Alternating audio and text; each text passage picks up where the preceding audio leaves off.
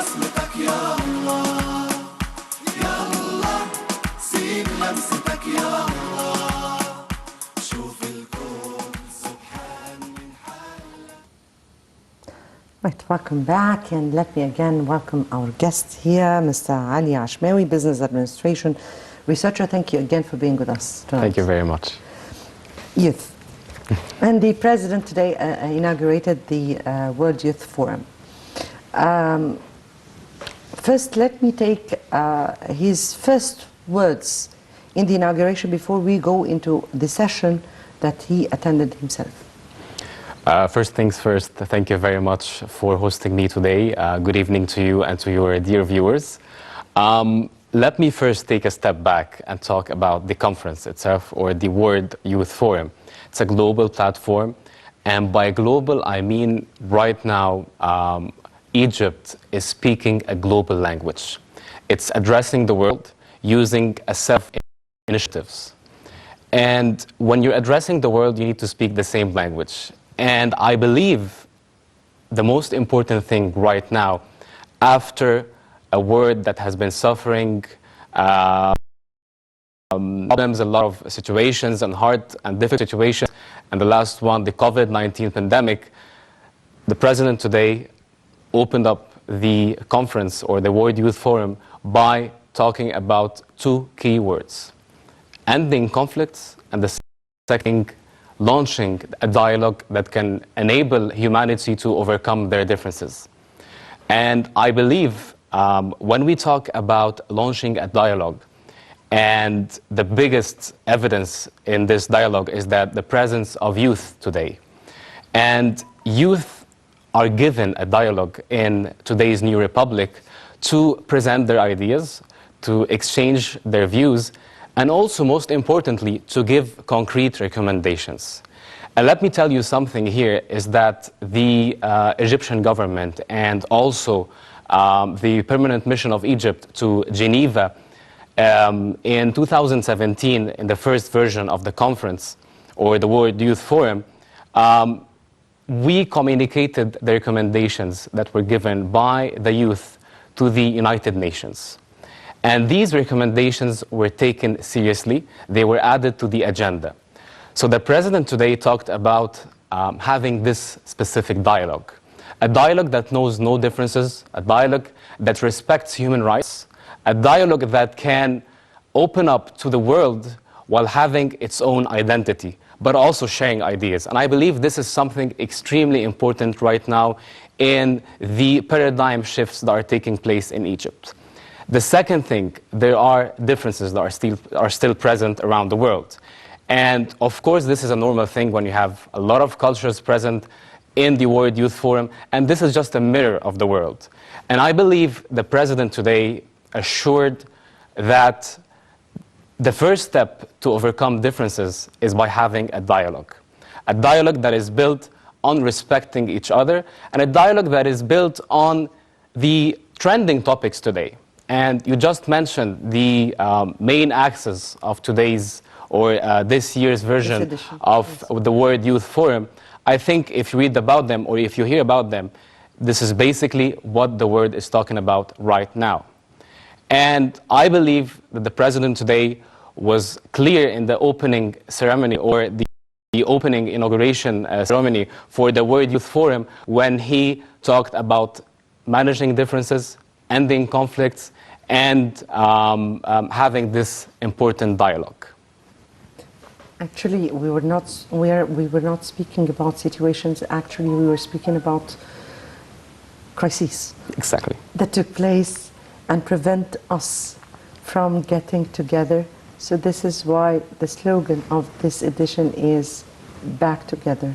Exactly. Back together after the globe has suffered and reeled from a pandemic that has exhausted us as people and definitely economies worldwide. Exactly. So if we speak about what the President spoke about, particularly the first session, and he addressed definitely about the COVID-19 and the repercussions of this COVID that really reflected on the whole world. he spoke from different angles. And he spoke about the Egyptian experience and how we dealt with the COVID. So he spoke about the health sector and the economic one. Let me take you reading to how he addressed how the health sector dealt with such a huge crisis that, as he said respectively, we imagined it would be affecting thousands. And we found out it affected more than 100 million people all over the world. We expected mortalities to be few. We found out that mortalities were huge, enormous. And even though Egypt was able. So let me take here you reading to the president and how he spoke about how Egypt dealt with COVID-19 within the health sector. So, first thing, the government has been engaged in a set of initiatives, and I think this actually started 6 or 7 years ago.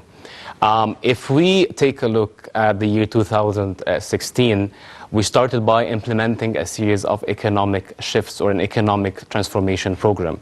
And it was basically addressing the problem of the currency, and it was also addressing the problem of the economic structure itself. So you started with the economy, not the health sector, right? Exactly. Okay. And the economy itself in 2016 was having a very rough time.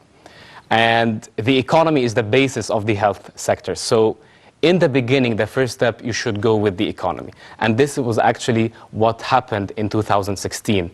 We presented a specific plan in front of the world. We actually dealt with the IMF by having a loan of 12 billion US dollars.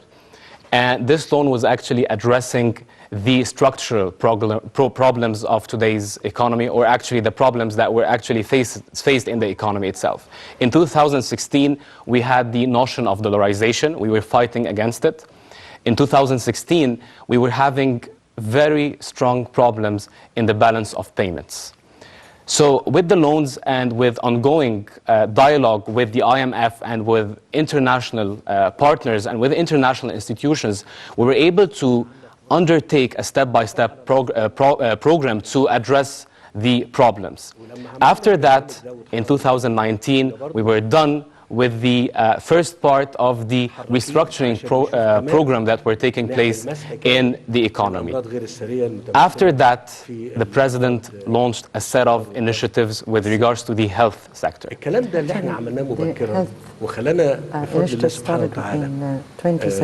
Exactly. But it was also ongoing on a parallel path with the economic restructuring program. Exactly. So it first started by having an initiative on fighting against chronic diseases, not only virus C. Virus C was among the initiatives that were taking place. Exactly.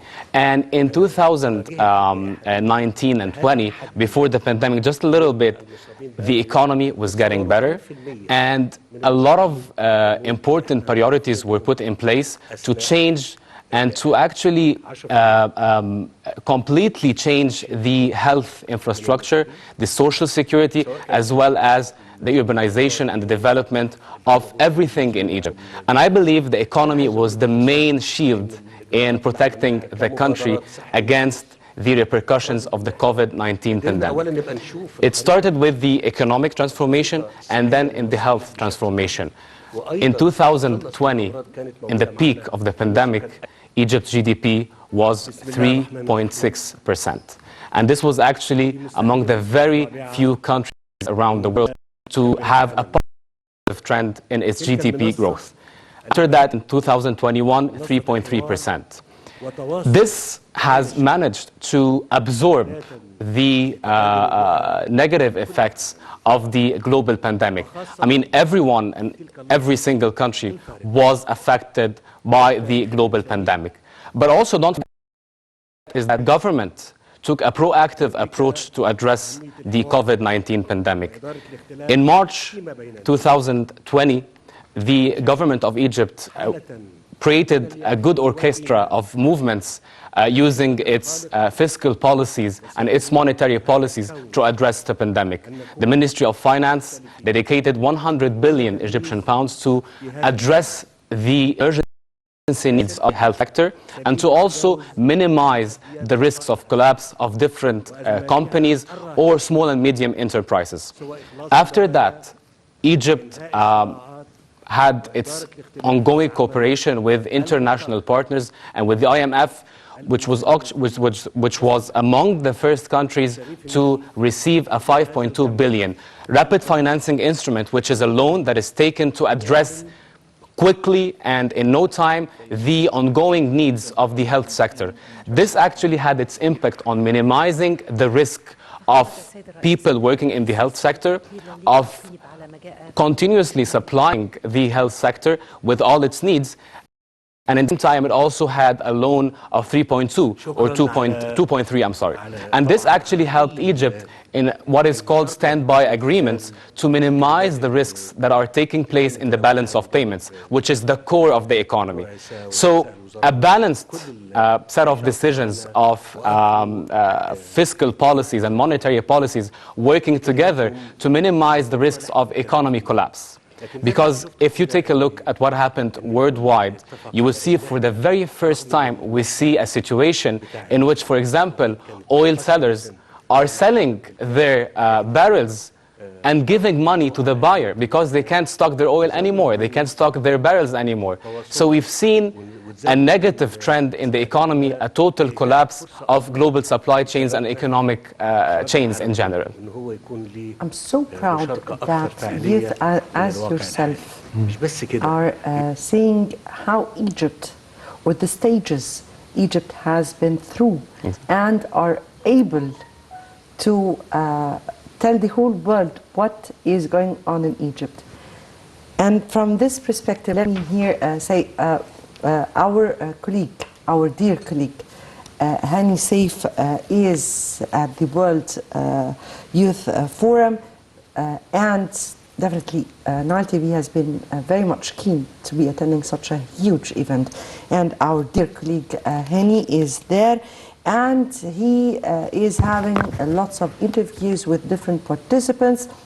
Let's watch one of his great interviews that he made with engineer Ashmawy, Chairman and CEO of the Technological Infrastructure and Digital Transformation. Let's watch this interview and we'll come back for more discussion.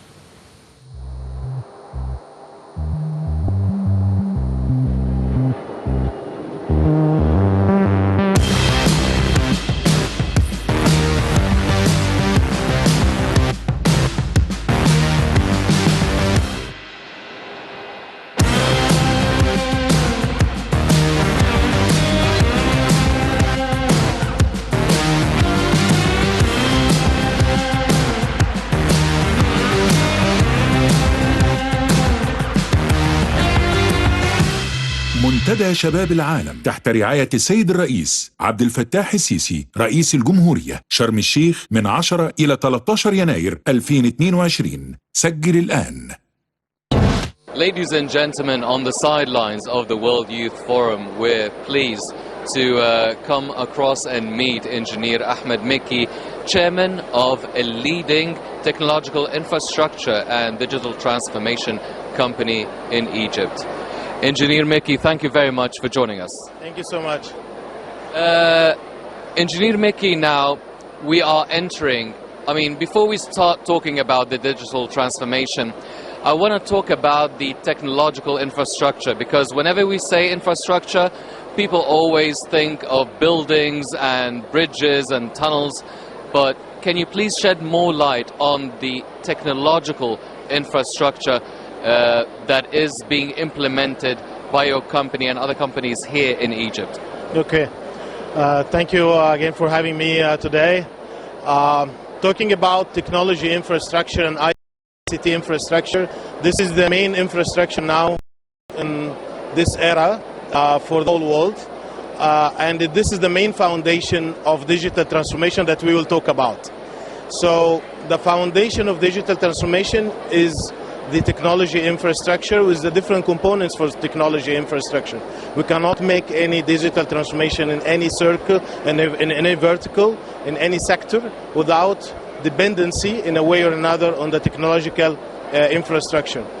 Countries now giving a priority to invest in technology infrastructure because this is the foundation for a better future. Sir, now we are entering an age, we've already entered the age of digitization and digitalization and the transformation process here in Egypt. And also the ICT sector is flourishing as well, especially after the coronavirus pandemic. Now, how is this sort of transformational process such an integral step and process for the new way of life that not just Egypt is witnessing, but the whole world is witnessing? I think when we talk about the digital transformation, this is the era of digital transformation. This is for the whole world. The expectation for the investment in ICT infrastructure, if we'll take on our part of the world, if we'll talk about Africa and the Middle East, for the next 10 years, the kind of investment will exceed $2.5 trillion. This is giving an indication of how important of the investment in ICT infrastructure, talking about the pandemic and how this pushed the agendas for digital transformation. Now, the question of digital transformation is not if or if not. It's for any nation now, it's a priority. And there are two questions. The first question is when and what's the agenda for digital transformation? And second question is how. When must be answered by the government and the leadership of the country. Otherwise, it will be scattered, isolated initiatives, not true transformation for a nation. Egypt already answered this question more than 4 years ago with serious investment in ICT infrastructure, in mega projects, unheard of historically. This is giving an indication to everybody that Egypt is taking digital transformation very serious and giving a very good example for the whole world of the importance now of digital transformation and how the ICT infrastructure will play an important role in all the sectors. Now, talking about this sector, it's across all the sectors. To make any development in any sector, social, economical or non-economical, you need to invest in the ICT infrastructure because this is the foundation of the development of this sector. Engineer Mickey, now, this is such a critical process and a critical transformation, not just for Egypt, as you've mentioned, the Middle East, Africa, and the world as a whole, but also to be doing this and going through this transformation in such a quick and fast pace over the past few years, as you've mentioned. What sort of challenges and obstacles did you face in really trying to implement this transformation? Okay. There are many challenges that we deal with, but we're always telling ourselves that there are two things that we don't have the luxury for. We don't have the luxury of moving slow. We have to move fast because opportunities will not wait for us. And we focused on Africa and Middle East, and all the world agree now that Africa is a land of opportunities. We deal with Africa starting from Egypt by what we did in the last 4 years as reference to build track record in a big, important country in this part of the world. So when we go to any other country, we have the reference, we have the track record with the number of projects that we delivered and we implemented in Egypt. Being in Egypt give us this opportunity. So the leadership and the government of Egypt give us the opportunity to compete and to win projects and to deliver this project, to build a track record. Otherwise, we'll not have this opportunity to build this kind of track record. We're taking it to an international quality, so we're competing with international companies globally. That is why we're always telling ourselves that we want to give a good example for a national company with international quality. And we're dealing with Africa as opportunity and duty at the same time. We're from Africa, for Africa. There are lots of development needed there. It's part of our duty, and at the same time, there are lots of opportunities that we're dealing with there. So you've been a strong advocate for the youth here in Egypt, so attending the World Youth Forum. Now, what sort of sessions are you interested to attend and take part of? What sort of conclusions or resolutions would you like to see the World Youth Forum achieve in such dealing with the specificity of your field? Okay. Yes, I'm advocate to youth, definitely. And attending this event in the fourth version of it in Sharm el-Sheikh in Egypt, it's really very special. And specifically this year, and with all what the world witnessed in the last 2 years with COVID-19 and all the challenges and the new normal and this word we repeated it, we heard it a lot today, but everybody's talking about the new normal, how the world will look like after the pandemic. Inshallah, hopefully this year will witness the end of this pandemic. We all hope that by 2022, this is the start of this new year. We're all coming with, as mentioned as well in the opening session, that we should think positive and test negative. So thinking positively here, I think what I'm expecting for this is definitely a great event for more than representative for more than 190 countries are here. The youth representing more than 50% of the population of the globe. So this is really a big thing. And this is a great opportunity to talk about case studies, lessons learned, and now the COVID is a very good example of a kind of a challenge that unified the whole world. It's a challenge that faced the whole world. It's a global challenge. So this was really a very good example to all of us, and specifically the youth, because they are the builders of the future of every nation, and they are builders of the future for the whole globe. So I hope, inshallah, for the discussions in this event, there are many important discussions attended also by leaderships and ambassadors, presidents, heads of states. This is giving also an indication how important is this event, how everybody is taking it very serious, and hopefully we'll come up with ideas, resolutions about plan for how the world should be and seeding for a better future. Engineer Ahmed Mekki, thank you very much for speaking to Nile TV. Thank you. It's an honor. Thank you. Thank you. Bye-bye. Ladies and gentlemen, that was Engineer Ahmed Mekki, chairman of the leading technological infrastructure and digital transformation company in Egypt, the Middle East and Africa. Thank you for joining us.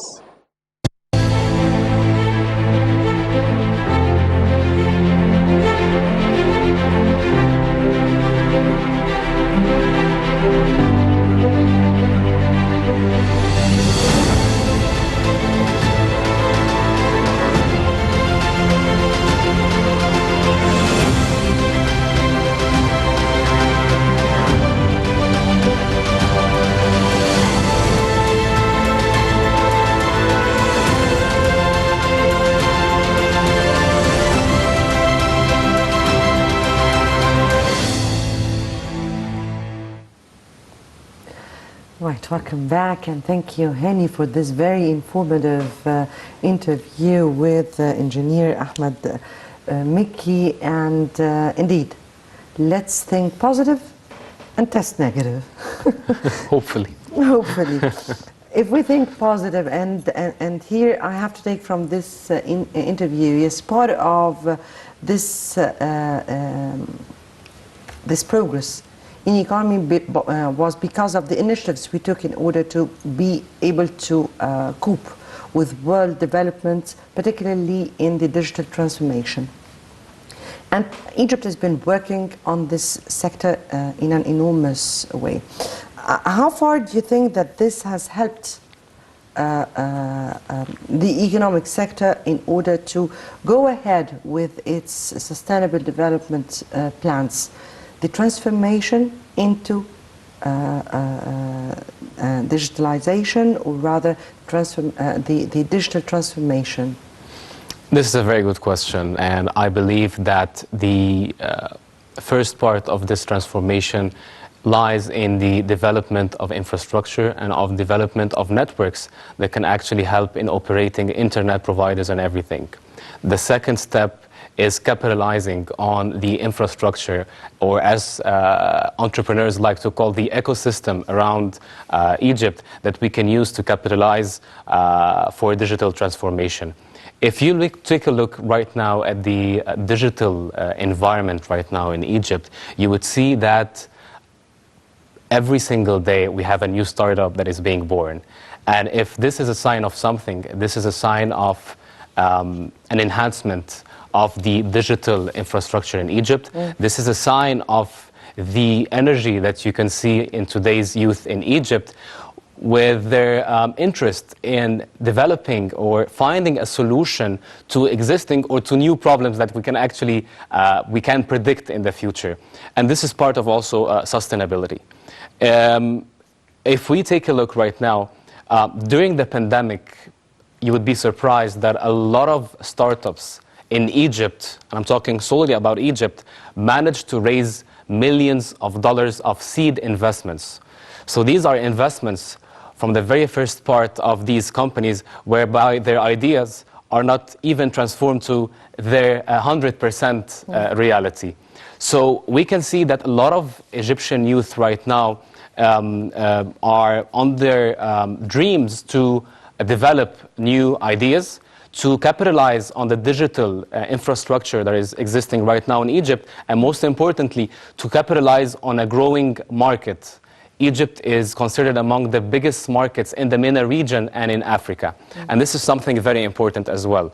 And also, while following today's session, the ambassador of the United States talked about the importance of the startups in Egypt and of Egyptian entrepreneurs.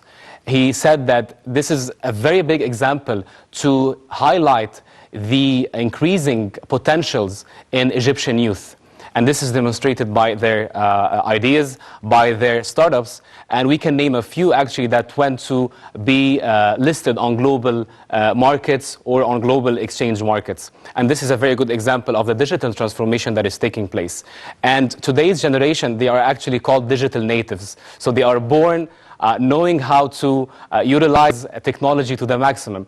And I believe this is something very important for a sustainable development.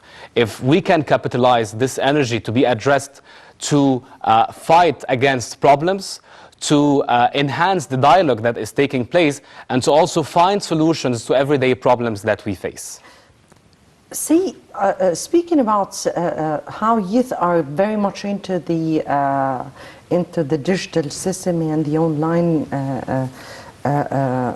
technology and all that, this year, to cope with the world's restrictions and to try to lessen the spread of the COVID-19 and all the measures that were taken, or part of all the measures that were taken by the authorities of the forum, there was this virtual system that was initiated that year in order to give opportunity for more people to participate in this forum. Here, I would like to ask you about how important that forum in trying to build kind of bridges or confidence among youth and youth from all the world, with the Egyptian youth, and between youth and the leadership itself. So if we take a look at this year's edition of the World Youth Forum, you would find that new bodies are being born out of the embryo of this forum. If we take a look at this year's edition, we can see that there is something called the World Youth Forum Labs. And this is a body that is solely designed to let people, and to let young people especially, share their ideas. It would act as we call an accelerator to existing ideas. They can help young people on having a specific plan to accelerate their projects, to accelerate their ideas and transform them to realities. And if we take a look at the ongoing projects right now, I would say that a major percentage of them are actually taken to address existing problems that would help in serving the goal of sustainable development. There is also a new body that is created in this specific version, which is called the Startups Vein. And this was born exactly for keeping up with what is happening around the world. During lockdown, whether it was partial or total lockdown, as I said, a lot of new companies and startups, and of course majorly capitalizing on the growing demand for digital services and digital products, they were actually dedicated for that. And this body helped in serving this purpose and would help actually to exchange and help youth exchange their ideas with regards to startups and to help each other to enhance them even if they have feedback. As you brought the issue of the startups and the entrepreneurs and how we are dealing now online, here some of our youth guests in Sharm el-Sheikh were from the Homewood, and we had the opportunity of or making interviews with them. Part of that was this interview that our colleague there, Hani Saif, was able to conduct with a Russian science journalist and an entrepreneur, both from Russia. So let's watch this interview and come back.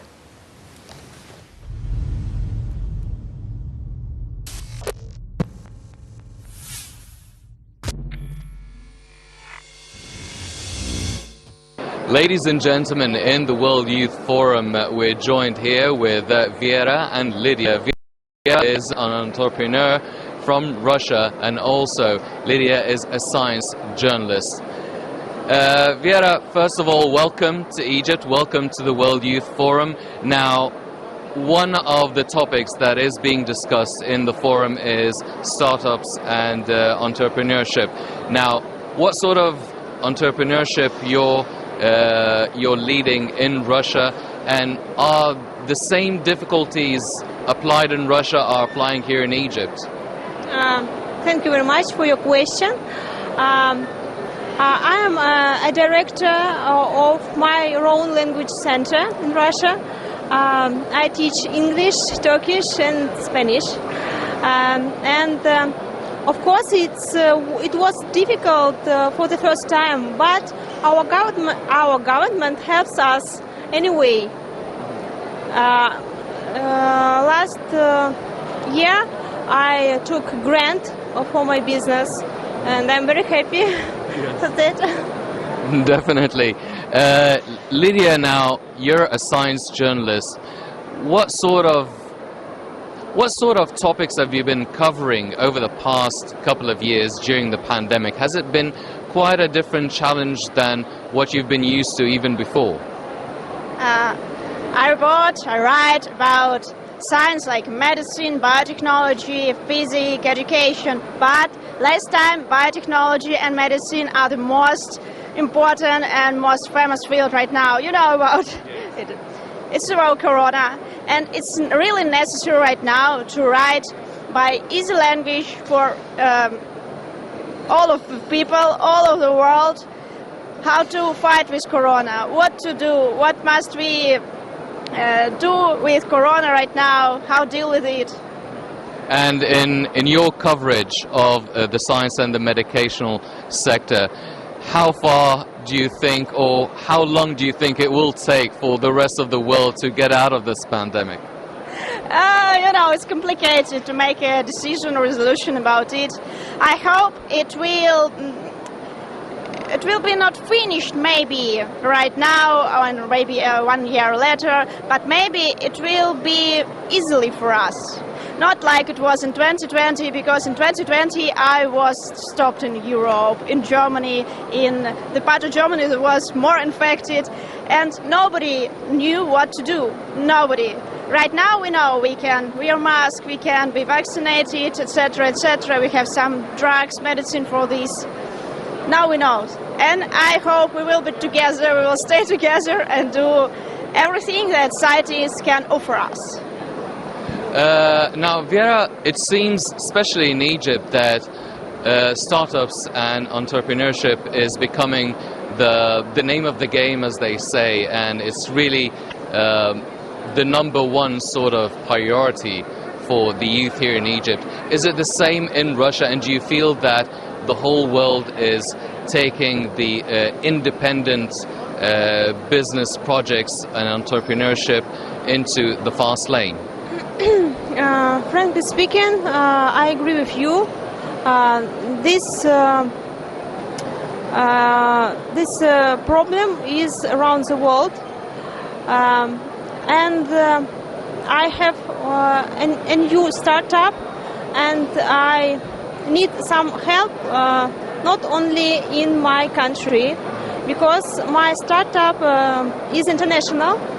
I create board educational games for children and adults, and I want some help in Egypt, maybe, to produce these games around the world. Viera, Lydia, thank you very much for joining us. It's a pleasure having you here in Egypt. Repeat, please. I'm thanking you for your interview, and it's a pleasure having you here in the World Youth Forum and in Egypt. Of course, it's a pleasure, especially for the first time.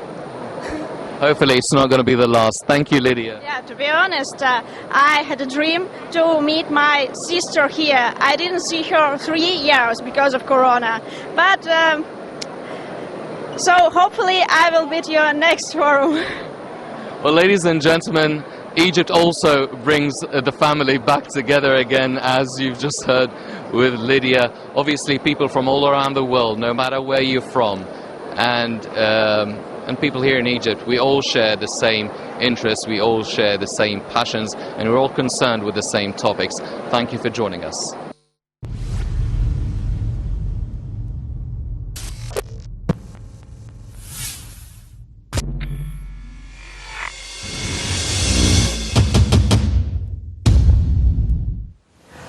Yes, welcome back. And indeed, Egypt brings people together, you know, and it was very nice that Egypt has brought two sisters together. Getting back to you because I'm running out of time, Mr. Ali. And here I would like you to just send a message from here to the whole world on the occasion of the World Youth Forum. As an Egyptian youth? I would deliver a basic message to the youth around the world, and especially Egyptian youth, to get engaged on what is happening today, to capitalize on their energy, to take part of all the initiatives that are taking place and the paradigm shifts that are taking place today in Egypt, to become part of the change that they dream of. And I also invite them to be updated with everything that is happening and with the World Youth Forum sessions, because I believe even if a lot of people are not interested in specific subjects related to financial transformation and fintechs and digitalization, I believe all topics are of huge importance, because this is basically what is taking place today right now with all the trending subjects that are taking their place around the world. And I invite them to really have their actions and leave their footprints wherever they go. Yes, indeed. Mr. Ali Ashmawy, Business Administration Researcher, we thank you so much for being with us tonight. Pleasure. Thank you very much. Thank you. And I guess, again, we're back together, and we would be always covering this huge event taking place at the Red Sea Resort in Egypt of Sharm el-Sheikh. We'll be with you the whole 3 days, and we'll be updating you with all the details there. Good night.